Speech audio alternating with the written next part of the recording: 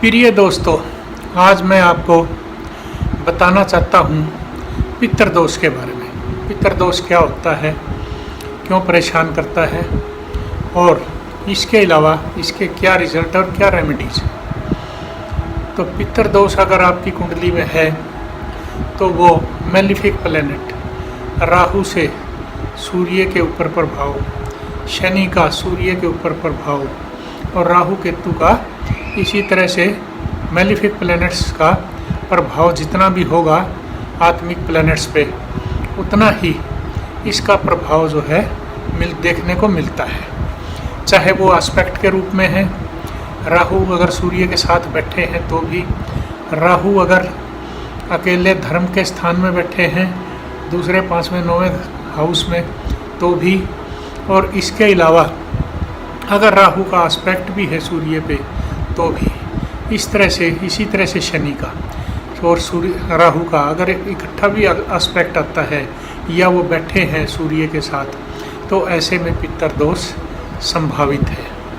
और पितृदोष जो है वो हमारा पिछले जन्मों के कर्मों का भुगतान जो है सर्वशक्तिमान यानी सुपर पावर अगले जन्म में कुंडली में देकर भेज देते हैं। उसके क्या लक्षण होते हैं?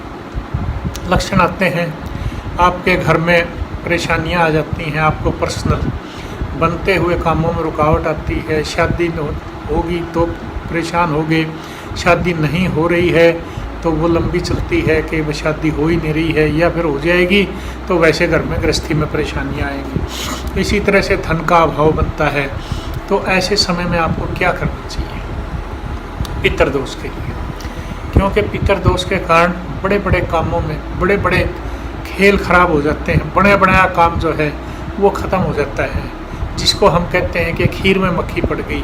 यानी कितनी मेहनत से आपने खीर बनाई और उसमें मक्खी पड़ जाए तो वो खीर खाने के लायक नहीं रहती। इसी तरह से पितृदोष में बने बनाए कामों में काफ़ी दिक्कतें पैदा हो जाती हैं। अतः मैं बताना चाहता हूँ आपको कि ऐसे समय में आप क्या करें जिससे कि पितृदोष शांत रहे। ख़त्म नहीं होगा पितृदोष आपकी कुंडली में, कोई कहे कि ख़त्म हो जाएगा, नहीं, शांत रहे।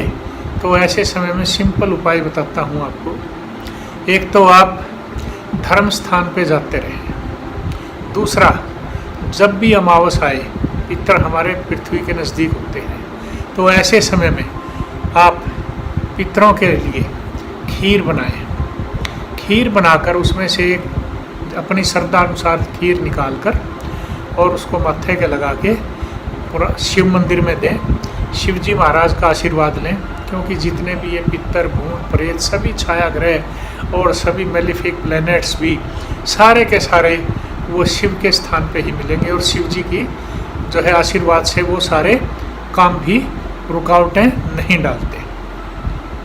इसी तरह से आप वो शिव मंदिर में दें।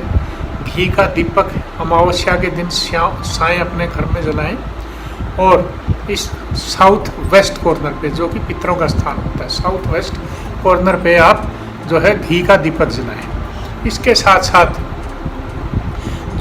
जिस ग्रह से आपको पितृदोष आए, मान लीजिए कि राहु से आया हुआ है सूर्य के ऊपर, तो सूर्य को आप मजबूत करें, राहु को शांत करें। सूर्य को मजबूत कैसे करेंगे? सूर्य को जल दें, एनर्जी की चीज़ सूर्य की गुड़ रोटी वगैरह आप किसी को नीडी को दें, गाय को खिलाएं। ये अनाज गेहूं वगैरह गुड़ वगैरह इस तरह से दान करें और कपड़ा दान कर सकते हैं। उसी तरह से राहु को शांत कीजिए। राहु को शांत करने के लिए आप शिव मंदिर में जाएं, धार्मिक स्थान पर जाएं, शिव जी का आशीर्वाद लें और राहु के बीज मंत्र हैं उनका उच्चारण करें।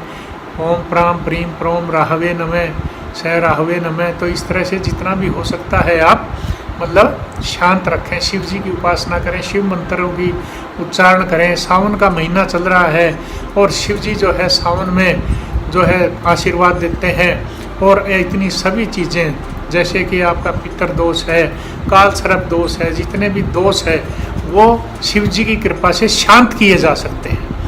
और इसी तरह से आप अपनी श्रद्धा के अनुसार दान देते रहें। उसी तरह से आप शनिवार के दिन, क्योंकि राहु शनि का छाया ग्रह है, शनिवार के भी दिन जाके आप पीपल वगैरह का जो पेड़ है उसमें आप पानी दे सकते हैं और वहाँ पे दीपक जला सकते हैं। और इसी तरह से आप शनिवार को तेल का दान कर सकते हैं। और इसी तरह से राहु को शांत करने के लिए डार्क ब्लू कलर का कपड़ा दान कीजिए, जौ का आटा दान कीजिए। और जहाँ पे कुष्ठ आश्रम वगैरह हैं वहाँ जाकर आप थोड़ा बहुत अपनी श्रद्धा से जो भी दे सकते हैं उनको ज़रूर दे के आएँ, चाहे वो किसी भी फॉर्म में है, पैसा हो, अनाज हो, कपड़ा हो, कोई भी फॉर्म हो सकती है, अपनी श्रद्धा के अनुसार ज़रूर दें आप। अतः पितृदोष को अगर आप शांत करते रहेंगे, आपके बनते कामों में रुकावट नहीं आएगी और आपके बिगड़े काम भी संवरते रहेंगे।